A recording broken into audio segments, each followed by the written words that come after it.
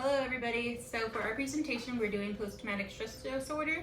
In our group, we have Marissa, Debbie, Denise, and myself, Renelle. Before we get into the videos that we prepared for you guys, I just want to explain what PTSD is really quick. So PTSD occurs following an actual or threatened event. So this could be death, serious injury, or sexual violence. These can be directly experienced, witnessed, or learned about through others, or it could be repeated exposure to adverse effects. Okay, so some examples of PTSD are listed right here. So we have like natural disasters, terrorist attacks, any sexual violence, serious injuries. Right here we have two pictures of two different types of brains. So we have the PTSD brain right here, and then just a normal brain without PTSD. So according to the DSM-5, in order to be diagnosed with post-traumatic stress disorder, you need to have the following clinical manifestations.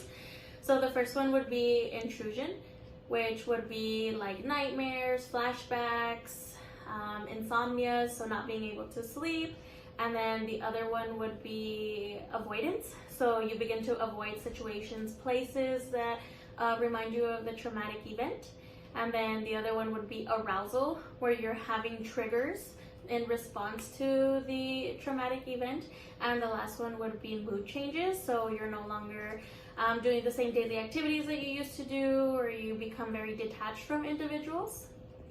Now we'll be showing you a patient who has PTSD and experiences a trigger from a song that they hear.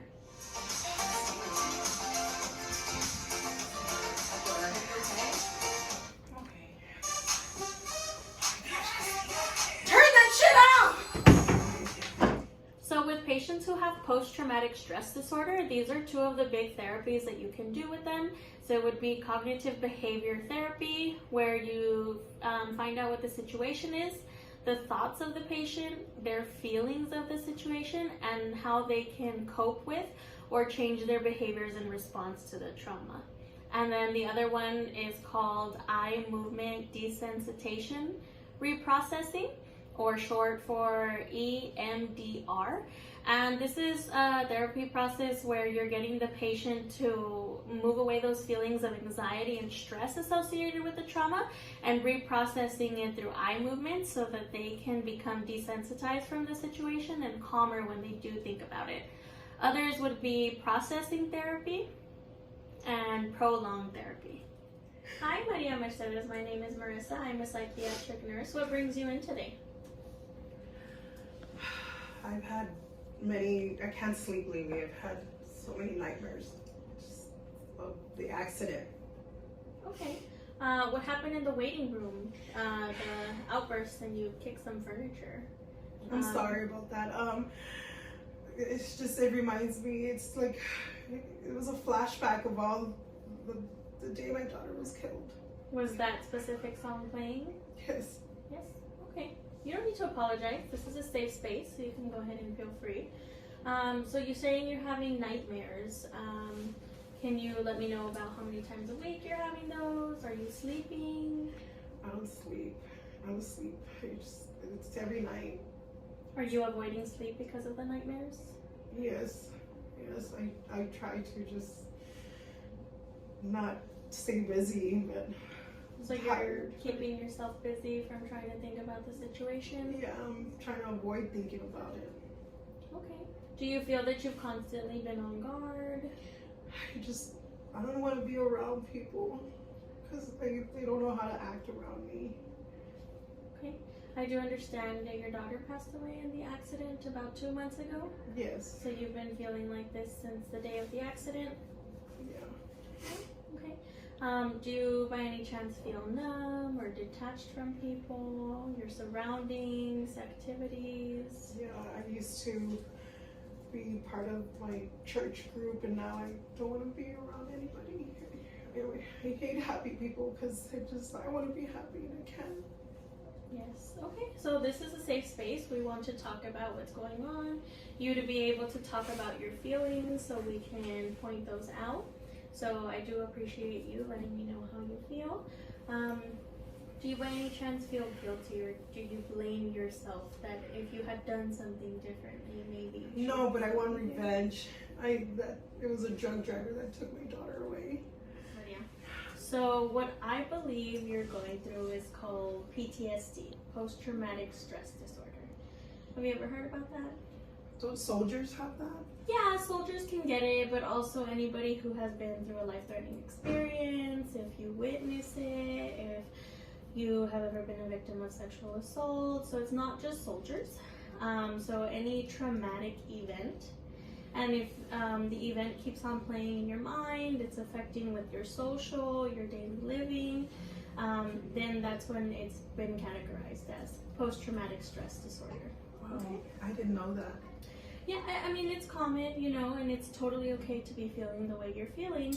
My job is to hopefully make, we can revisit the situation and see if we can make it something that you can live with. I want to try with you, if you're willing and open, is called eye movement decentralization reprocessing. So that normally takes anywhere from 6 to 12 sessions, and you're gonna just take a couple deep breaths. We're gonna talk about exactly everything you remember in that situation, but while you're doing that, I'm gonna be waving an object with you, and I want you to concentrate on that object with your eyes. Nice. Okay. Is that something you're willing to do? Yes. Yes.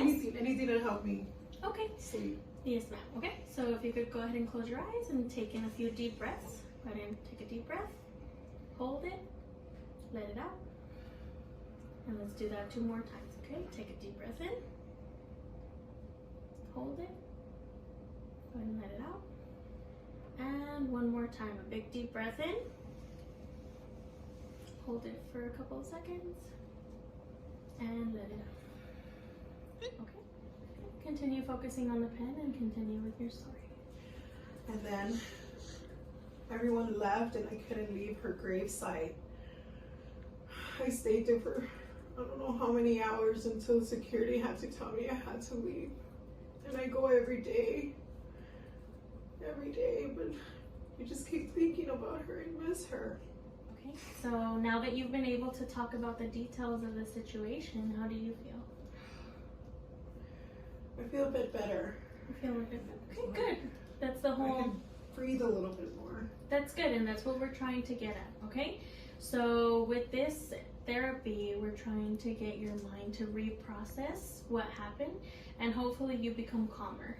We understand that it's something that happened to you, it was very traumatic, but we want to be able to get you where you're going back into your daily routine and being able to socialize with people, okay? Thank you. So, like I had mentioned, this is going to take a couple of sessions. It does take an effort on your part to keep on coming, and we hope that we can make this experience something that you can go ahead and continue to live with and be able to feel a bit calmer. Okay. Hi, Nurse Marissa. My name is Dr. Feelgood. I'm here to go over your nursing process recording reports over the PTSD patient that you had earlier. And I know as a new graduate nurse, it's overwhelming and new and exciting to go over with our patients and implement all of our interventions with them. There's a couple of things I wanted to go over with you as far as what was therapeutic and what was not therapeutic for our patient.